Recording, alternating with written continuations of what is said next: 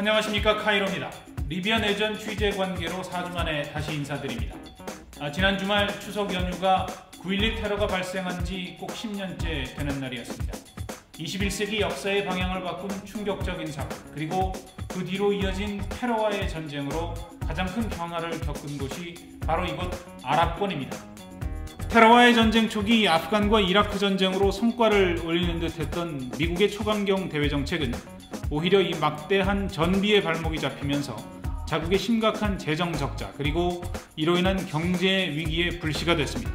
또 엄청난 미군 사상자는 물론이고 민간인 피해가 계속되면서 아랍권 전역의 반미 정서는 오히려 이전보다 더 광범위하게 확대된 양상입니다.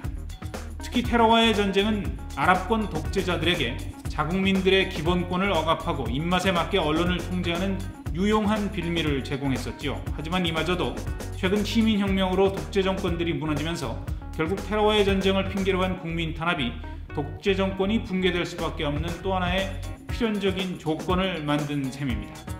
فلا السياسة الخارجية كانت متخبطة. الولايات المتحدة كانت متمسكة بالأنظمة القمعية والاستبدادية اللي كانت موجودة في الشرق الأوسط، قد تدعي بأن هي تريد ديمقراطية في الشرق الأوسط، ولكن ديمقراطية من خلال أنظمة قمعية، لأن هي عايزة تتحكم في سير الأحداث، عايزة تتحكم في بوصلة الأحداث جوه الشرق الأوسط. محدش يقدر يحقق لها ده غير الأنظمة القمعية اللي الشعوب انتصرت عليها.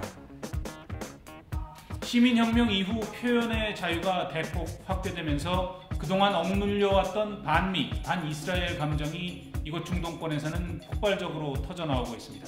지난주 금요일이었죠. 이곳 카이로에서 벌어진 이스라엘 대사관 공격 사건이 대표적인 예가 될 것 같습니다.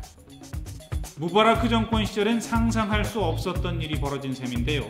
성난 군중들이 이스라엘 대사관 담장을 부수고 난입해서 대사관 서류를 탈취하고 이스라엘 국기를 끌어내리기까지 했습니다.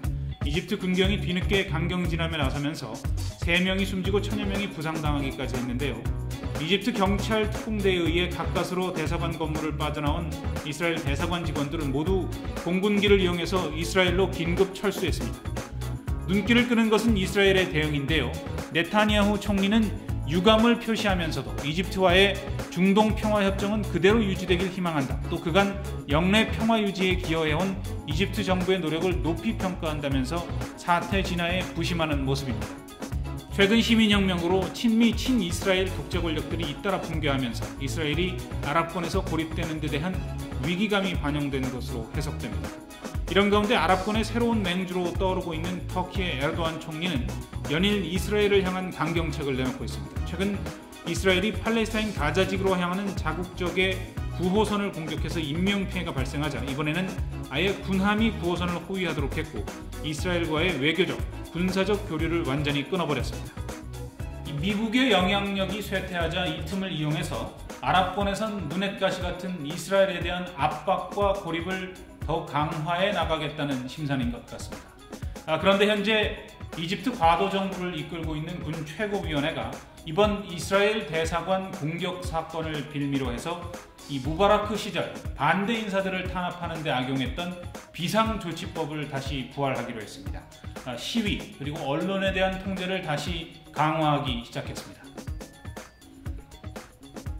그 이후 어제는 실제로 그동안 이집트 군에 대해 비판적 보도를 해온 중동의 위성 뉴스 채널이죠. 알자지라 사무실이 이곳 보안군에 의해 침탈당한 일이 벌어졌습니다. 이곳 언론과 지식인들은 이번 사건이 시민혁명의 정신을 훼손하는 중대한 언론 자유 침해 행위라며 강력히 반발하고 있습니다. 구세력의 반혁명적 움직임이 다시 구체화되고 있는 것 아니냐는 우려가 커지고 있는데요. 시민혁명 이후 논란을 거듭하면서 국가의 진로에 대한 청사진을 마련하고 있지 못한 이집트 내의 정치적 혼란에 대한 우려도 같이 커지고 있습니다. 분명한 것은 반미, 반이스라엘 감정이 위험 수위를 넘어설 정도로 확산되면서 향후 이집트를 포함해 시민혁명을 겪은 나라들의 정치 일정에도 적지 않은 영향을 미칠 것으로 예상된다는 점입니다. 반미, 반이스라엘 노선을 내세우는 정치 세력이 득세할 가능성이 그만큼 커졌기 때문인데요. 이집트 최대의 정치 세력인 무슬림 형제단은 이스라엘과 체결한 중동 평화협정을 근본적으로 재검토해야 한다며 목소리를 키우고 있습니다. 리비아 소식 전해드리겠습니다. 시민군의 트리폴리 함락으로 쉽게 끝나는 듯 했던 리비아 내전이 우려스러운 방향으로 전개되는 것 아니냐는 분석들이 고개를 들고 있습니다. 신병 확보가 시간 문제인 것처럼 보였던 카다피는 여전히 육성 메시지를 내놓으면서 도피 행각을 계속하고 있습니다.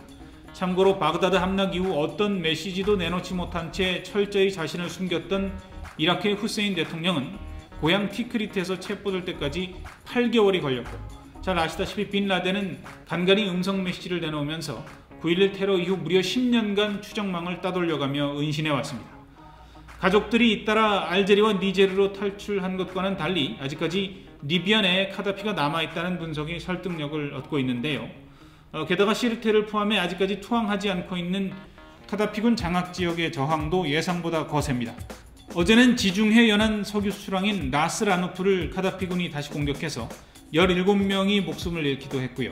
한때 카다피의 은신처로 지목되어 바니 왈리드에선 당초 예상의 10배가 넘는 1000여 명의 카다피군이 강력히 저항하고 있는 상황입니다.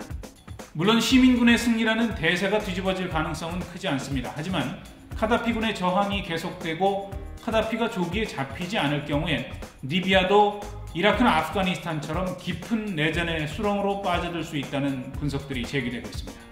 지금까지 카이로에서 전해드렸습니다.